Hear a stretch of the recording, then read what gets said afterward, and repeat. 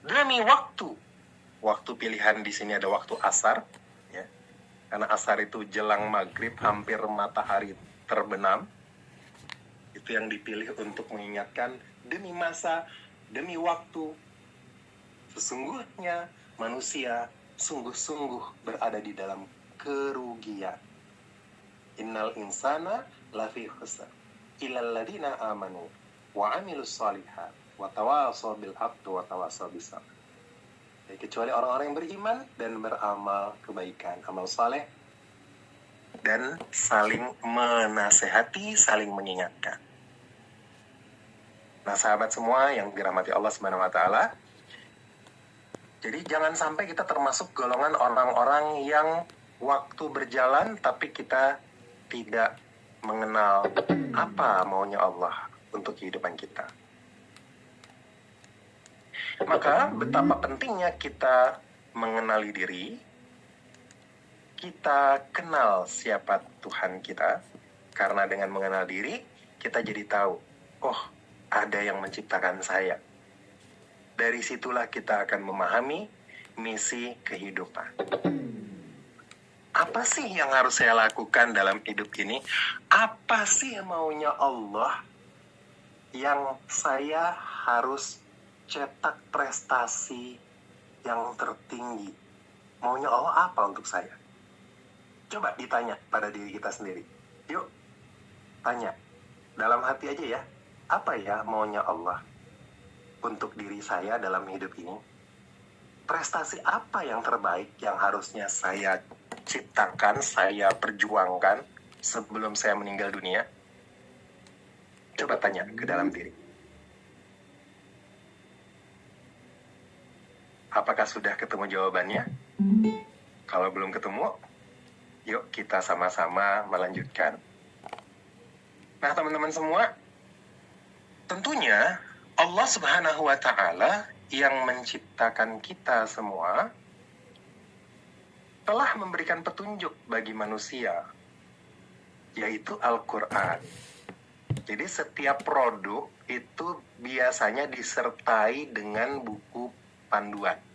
Setiap keluaran baru handphone, iPhone tipe sekian gitu ya, atau handphone Android ya tipe sekian, ada buku petunjuknya. Begitu juga manusia diciptakan dengan buku petunjuknya. Hudal linnas wa bayyinatin minal huda wal furqan.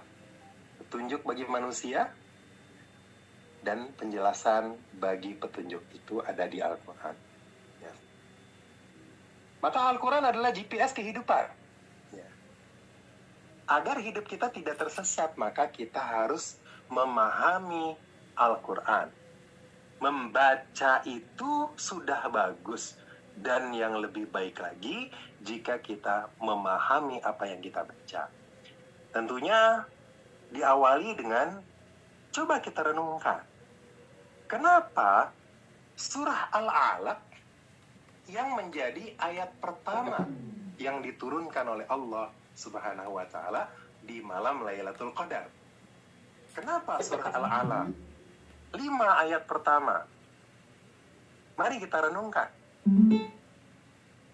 Bismillahirrahmanirrahim. Iqra bismi rabbikal ladzi khalaq. Khalaqal insana min 'alaq. Iqra wa rabbukal akram alladzi 'allama bil qalam 'allamal insana ma lam ya'lam. Saya tidak bahas satu persatu, kunci-kuncinya saja. Di ceramah-ceramah yang sering kita dengar bahwa ayat pertama adalah perintah belajar. Betul ya teman-teman ya? Karena ya kita sering dengar ceramah ya, perintah pertama dalam Al-Quran adalah belajar. Tapi jarang kita dengarkan pembahasan apa yang seharusnya pertama kali dipelajari. Saya khususnya ya, atau mungkin saya kurang ikut kajian barangkali. Ya, jadi jarang banget dalam kajian-kajian itu bahwa apa yang harus dipelajari pertama kali. Jadi kalau kita renungkan ayat ini, Iqra bismi rabbika, baca dengan nama Tuhanmu. alladzi khalaq, yang menciptakan. Artinya, yang harus kita pelajari adalah siapa sang pencipta. Dan bagaimana cara mengenali sang pencipta adalah lewat mengenali diri kita yang diciptakan. Khalaqal insana min 'alaq. Iqra wa rabbukal akram. Ya, dan seterusnya. Artinya, yang harus kita pelajari adalah siapa diri kita dan siapa sang pencipta. Kita harus belajar tentang penciptaan. Siapakah aku dan siapa sang penciptaku? Kenapa ada kata Bismi Rabbika, dengan nama Tuhanmu? Baca dengan nama Tuhan.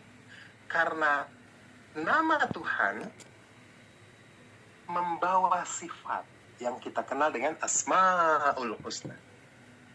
Setiap nama Allah membawa sifat. Maka kalau kita menurunkan ilmu Al-Quran ini di dalam ilmu bagaimana memahami manusia, dan salah satu ilmu terbaik, kenapa sensing juga cuan? Karena Allah Maha Kaya. Kak ngatur-ngatur, karena Allah Maha mengatur. Kenapa intuiting banyak idenya? Karena Allah Maha Pencipta. Kenapa feeling sangat penyayang? Karena Allah Maha Penyayang. Kenapa insting suka menolong? Karena Allah Maha menolong hamba-hambanya. Jadi ketika kita paham bahwa setiap asma Allah itu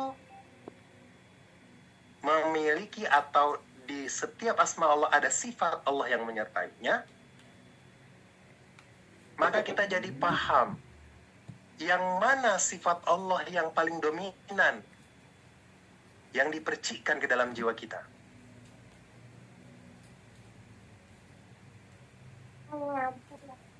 Kemudian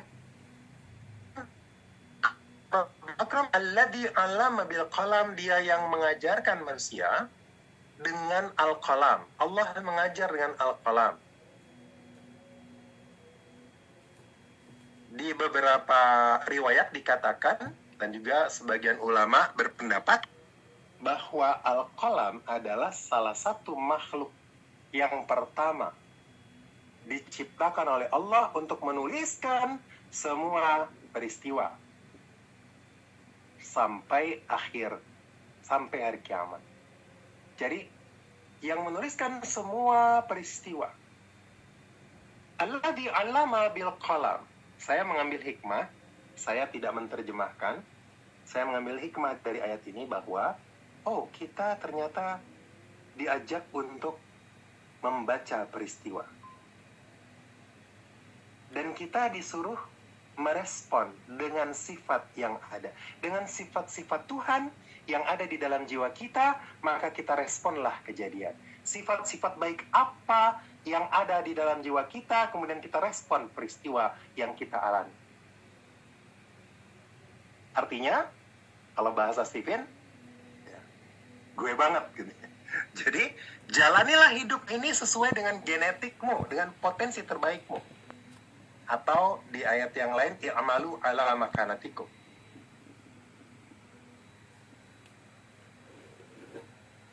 Nah,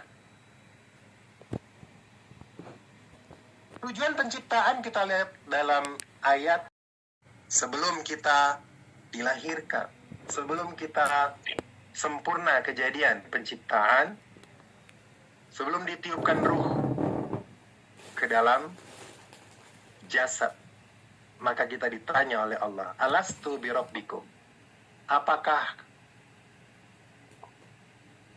kamu mengakui bahwa aku adalah Tuhanmu? Jadi kita semua secara personal, kita telah berkomunikasi dengan Allah Subhanahu wa Ta'ala. Ditanya sama Allah, apakah aku Tuhanmu? Qalu, kita semua menjawab, bala, siap ya Allah. Syahidna, kami bersaksi bahwa engkaulah ilah kami, engkaulah Rabb kami. La ilaha illallah. Kemudian di ayat berikutnya, ayat yang lainnya, surah Ad-Dariyat ayat 56 menegaskan wa ma khalaqtul jinna wal insa illa liya'budun. Tidak diciptakan jin dan manusia kecuali untuk mengabdi kepadaku, menghambakan diri kepadaku. Dalam surah Al-Baqarah ayat 30, wa idh qala rabbuka lil malaikati inni ja'ilun fil ardi khalifah. Artinya ada dua peran besar, ya. Ada dua peran besar, ada dua misi besar dalam hidup ini buat kita semua, sahabat sekalian, ya.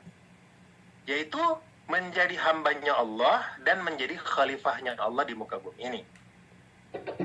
Namun pertanyaannya, menjadi hamba Allah dan menjadi khalifah Allah seperti apa yang terbaik itu? Ya, ada 4 kali diulang dalam Al-Quran, i'malu ala makanatikum. Dalam surah Al-An'am ayat 135, surah Hud 93 dan 121, kemudian surah Az-Zumar ayat 39. I'malu ala makanatikum. Berbuatlah kamu, beramallah kamu sesuai dengan keberadaan terbaikmu, sesuai dengan potensi terbaikmu.